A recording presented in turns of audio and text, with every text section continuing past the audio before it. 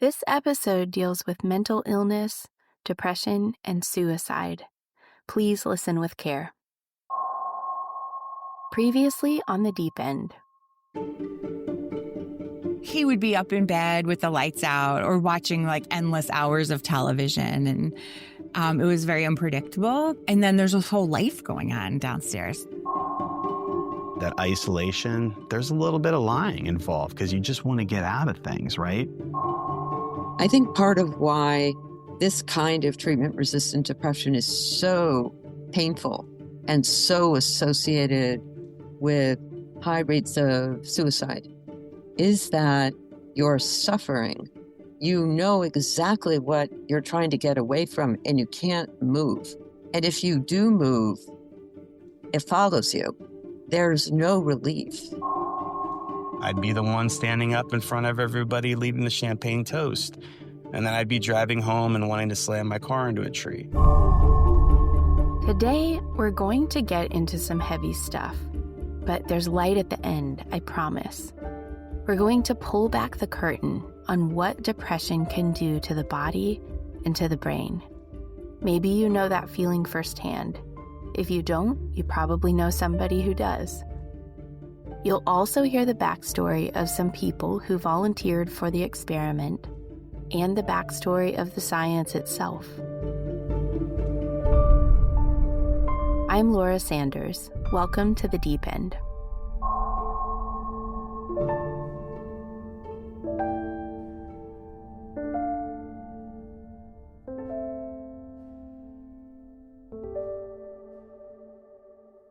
I had poison in every single bit of my body. It literally ran throughout every cell in my body. My blood carried the poison, and it crushed everything in me.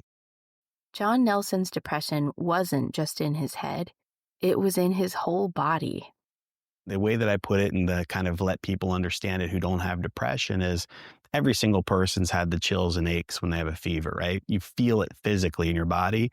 I felt that all the time, but it felt like death. It felt like dread. It felt like a massive blanket of hell, literally on my body and inside of me at all times. And it never left. When Jon told me this, it reminded me of a very old idea. It goes all the way back to ancient times, back when the word melancholia meant depression. That name comes from the ancient Greek word for black bile. Back then, people thought this was a diseased liquid that corrupted the body. The treatment? Bloodletting and leeches.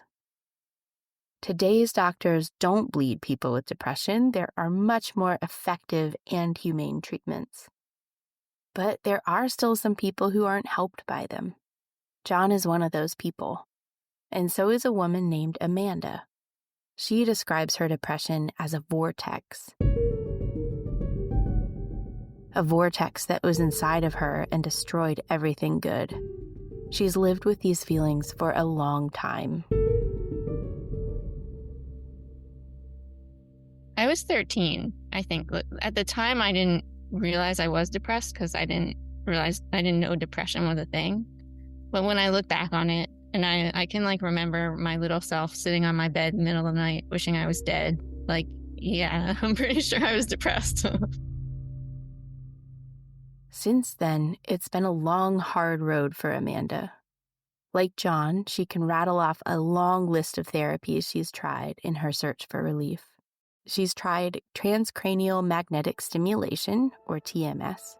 That's when strong magnetic fields are sent into the brain to change its behavior. Amanda also tried ketamine. That's the anesthetic that Matthew Perry had in his body when he died. So my journey was I tried 21 different antidepressants over the course of 10 years. I did TMS. I did IV infusions of ketamine. And then I did 40 rounds of electroconvulsive therapy. The only things that kind of helped a little, the ketamine helped a little bit for a little while, but then my body adjusted to it and it stopped working completely. Electroconvulsive therapy, also known as ECT, is the gold standard treatment for people who aren't helped by other methods. ECT has a tough history. It was formerly known as electroshock therapy. Most people think of this technique in pretty negative ways. It was the basis of the horror in the movie One Flew Over the Cuckoo's Nest. But ECT has come a long way since then. For unknown reasons, the resulting mini seizures in the brain can provide relief. That's why Amanda's doctors had her try it. ECT is often done several times a week for 3 or 4 weeks. Did you catch it when Amanda said she had 40 rounds? The electroconvulsive therapy helped a little bit. But for it to help, I had to do it so frequently that I got memory damage. And I was like, whoa, whoa, whoa. I was like, I don't remember where my sock drawer is. I don't remember what subway stations are near my apartment. I forgot how to use the software I've been using every day for 10 years. Like, I gotta stop. So I after I gave up on ECT, I sort of like spiraled downhill pretty hard. I ended up trying to kill myself. And so then I was unsuccessful. So they took me to the hospital, and I was hospitalized for 6 weeks and then in an outpatient program for 6 weeks. But it was at that point where they were like, really like, you've really tried everything. Like, there's nothing else we can do for you. There's like literally nothing else out there. You've tried every class of antidepressant there is. There's no, like, if ECT doesn't work, that's it, kind of. And so I was just with doctors that had given up on me.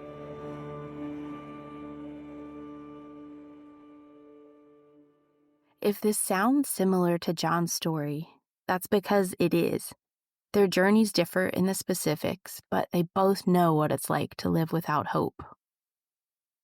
I first interviewed Amanda over Zoom, but when I visited her apartment in New York City, I was struck by something that I was not expecting.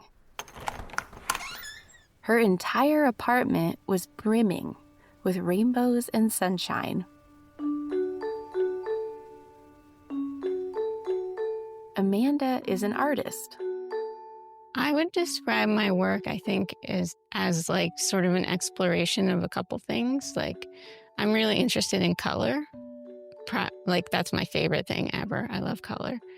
And also shape. Like, I'm really interested in like, what are the shapes that I find pleasing for things? And then I also am sort of interested in a little bit of mixed media. Like, I like taking photos and drawing cartoons into the photos. My favorite shape is a circle. I love circles. Her whole life, Amanda has drawn. One of the recurring characters in Amanda's art is named Cartoon Amanda. And she is mostly like me. She acts like me. She responds to situations the way that I would. She's excited about things that I'm excited about.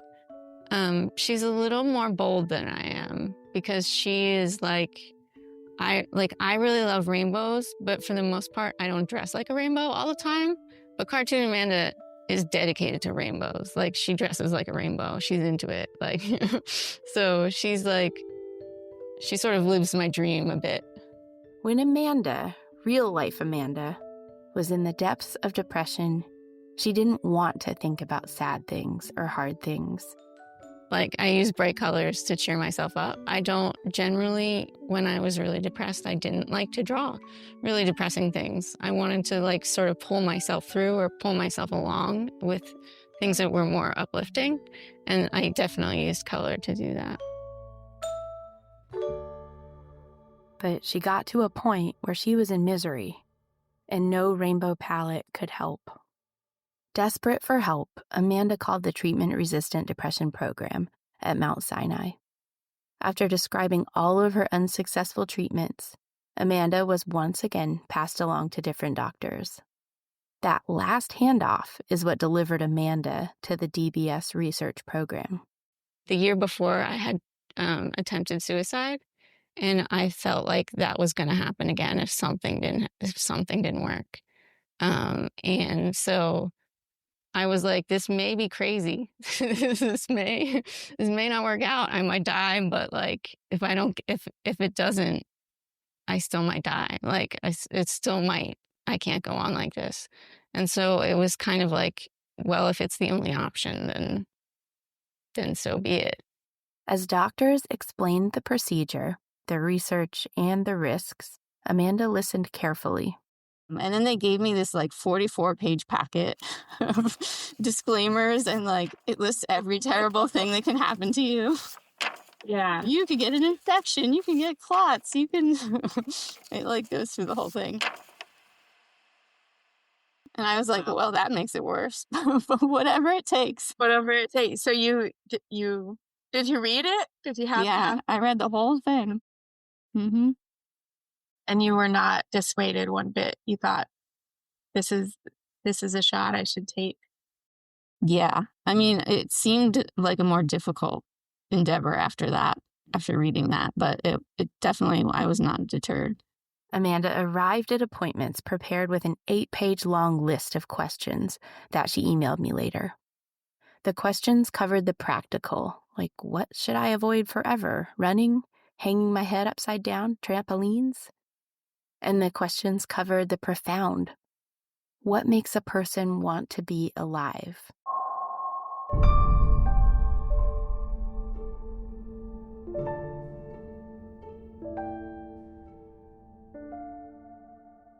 The deep brain stimulation program that prompted all of Amanda's questions looks vastly different from earlier versions.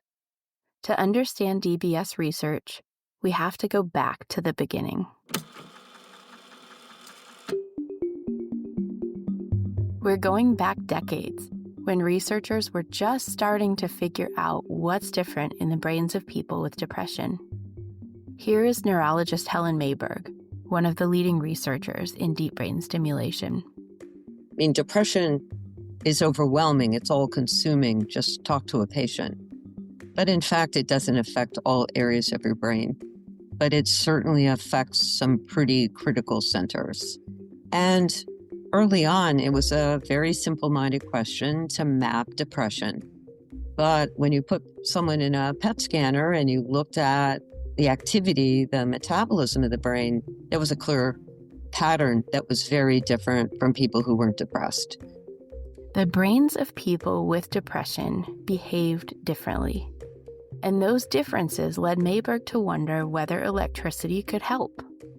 For deep brain stimulation, electrodes are permanently implanted in the brain and deliver small pulses of electricity. Those pulses can change the brain's behavior.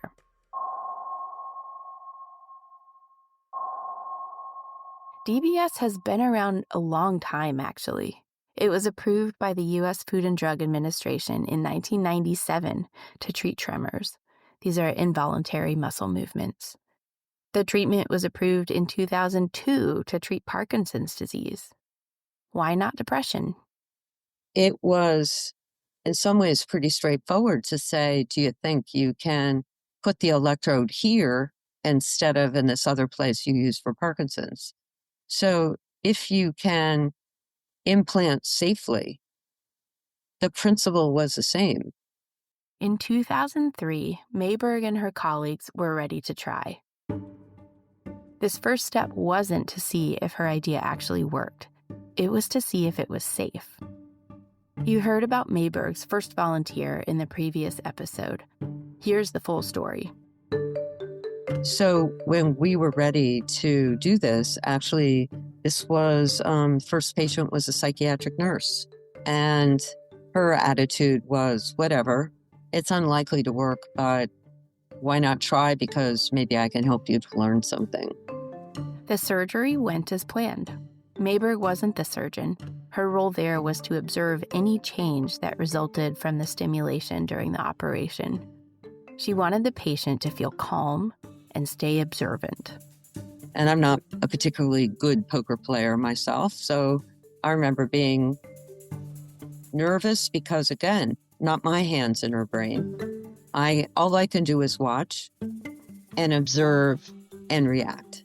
So the instructions were, look, we are going to turn it on and we're going to turn it up slowly. And your job is to tell us if you notice anything. They began running through all the different electrodes. stimulating one at a time. And so we started at the bottom contact. There's an electrode in each side of the brain. We started on the left side. We started at the lowest one. We turned it on at low current. We turned it up, relatively quickly, increased the dose to kind of not the maximum, but kind of higher, twice the dose that you would ever use in Parkinson's, waiting to see if she noticed anything. And she didn't notice anything. So then we moved to the second contact and tried it again. And she didn't notice anything. Look, depression, when you get better on a medicine, it takes a while. That it's not a rapid acting effect. We really were doing a safety experiment in the OR to make sure that I wasn't expecting anything to happen. So turning it on and turning it up and having nothing happen was just exactly what I wanted. No response was a good response as far as Mayberg was concerned. But that's not what happened. And so it was pretty surprising when we get to the third contact and we start to turn it up and we get to about 5 volts. It's like it goes from 0 to 10. And all of a sudden, patient goes, "Oh, that's interesting. The void is gone." That got the researchers' attention. We went with it. "What's a void? What's it feel like? What are you talking about? Explain it." And she goes, and then it was actually, she got a little testy because somehow I was supposed to know what that was, which was kind of funny. And I don't know how to describe it. She goes, there's a lightness. It's a clearing. And you can see her struggling for a word to the point of being sort of annoyed. And she kind of, well, you can't like flip your head around because she's like bolted into the machine, but she kind of lifts her hand and like she's kind of flipping you away. And she kind of goes, "Look, it's like you're trying to ask me the difference between a laugh and a smile."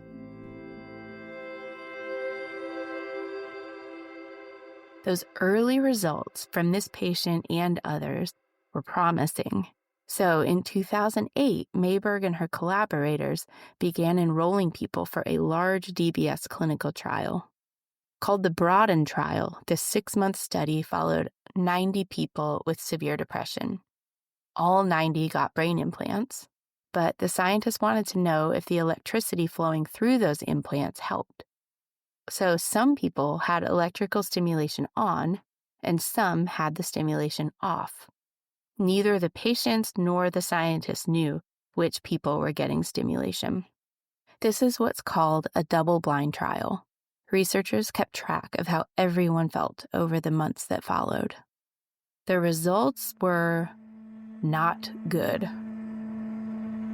In fact, they were so bad that the experiment was stopped early. By 6 months, the people with their stimulation on were no better off than those who didn't have it on. The sponsor and maker of the DBS device, St. Jude Medical, determined that the trial wasn't likely to hit its goals.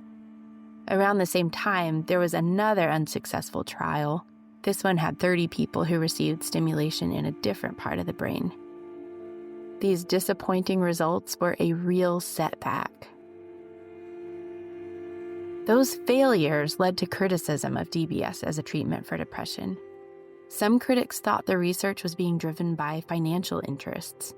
Mayberg, for instance, receives fees for consulting and licensing intellectual property from Abbott Laboratories.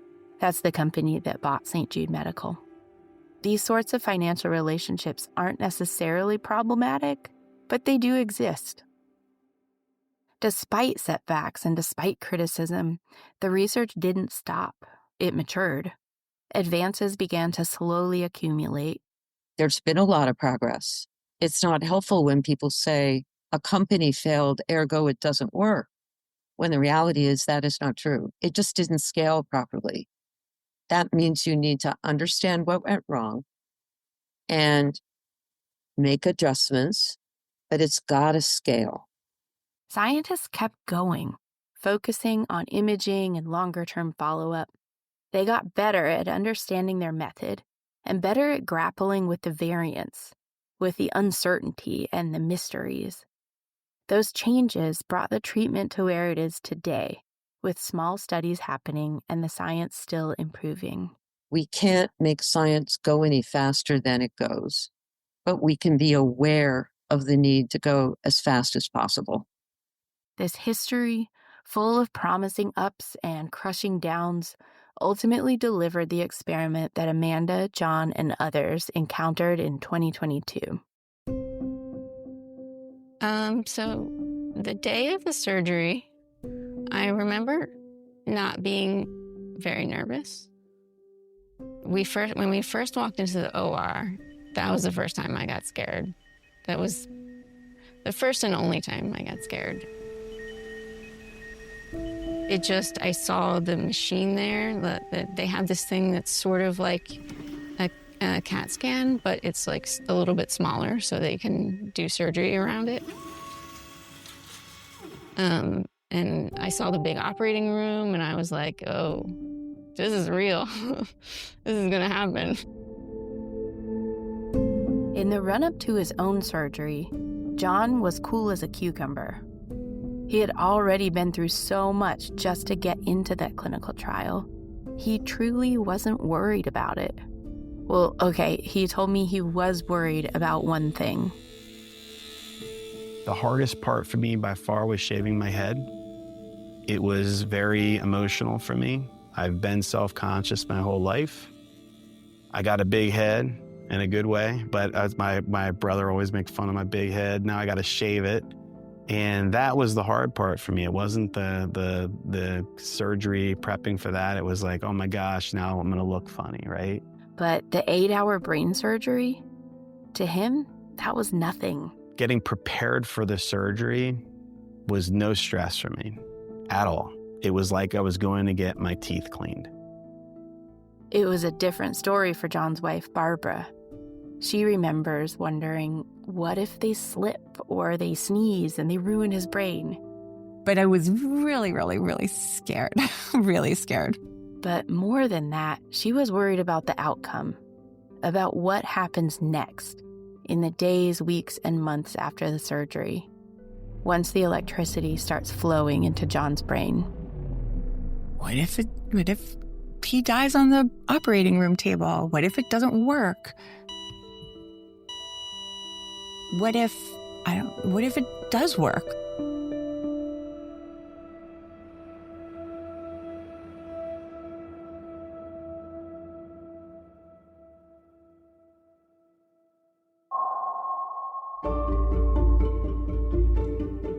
On the next episode, you'll find out how Jon's surgery went. You'll hear how he felt in the days and weeks after this experimental treatment began, and what it was like to have electrodes pulsing electricity directly into his brain. You'll hear from Jon's wife, Barbara, too. I would joke to my phone, like, ask him if he feels like doing dishes. Like, that's the setting we want. But they were futzing around with this thing that was going to change him, you know. If you or someone you know is facing a suicidal crisis or emotional distress, call or text the 988 Suicide and Crisis Lifeline at 988. This is The Deep End. I'm Laura Sanders. If you liked this podcast, tell your friends or leave us a review. It helps the show a lot. Send us your questions and comments at podcasts@sciencenews.org. The Deep End is a production of Science News. It's based on original reporting by me, Laura Sanders. This episode was produced by Helen Thompson and mixed by Ella Rowan. Our project manager is Ashley Yeager. Nancy Shute is our editor-in-chief. Our music is by Blue Dot Sessions. The podcast is made possible in part by the Alfred P. Sloan Foundation, the John S. James L. Knight Foundation, and the Burroughs Wellcome Fund, with support from PRX.